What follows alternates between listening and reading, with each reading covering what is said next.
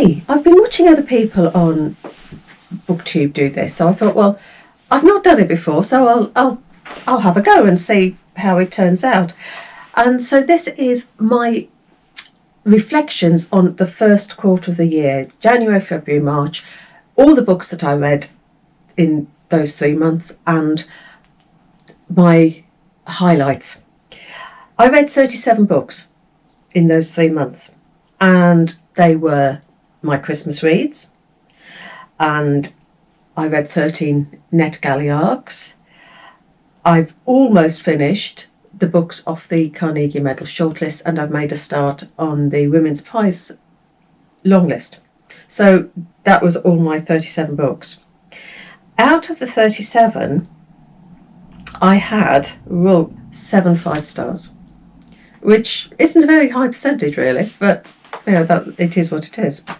They were Slowworm by Andrew Miller, which was a book full of beauty, beautifully written, full of guilt and regret about this recovering alcoholic trying to get back a relationship with his daughter. Maps of Our Spectacular Bodies by Maddie Mortimer, which I found so powerful and emotional, and it's about a woman with an illness, and her illness has a voice. Her illness is part narrator. Piranesi, that was another one of my 5 stars. Absolutely magical world building in this. Loved this one. Elektra by Jennifer Saint, which is the story of Elektra, but we've also got the voices of Clytemnestra and Cassandra, and I found that one very emotional as well. I found that she got the emotions of the 3 women and their backstories, their motivations. I loved that one, absolutely.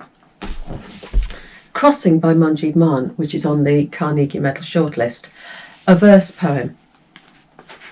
Heartbreaking, sad, and it's about Natalie, who's lost her mother, and Sammy, who's a refugee from Eritrea trying to make his way to the UK, and the connection between them. This One Sky Day by Leone Ross. Oh, so exuberant and exciting and colourful, and that's on the Women's Prize long list this year.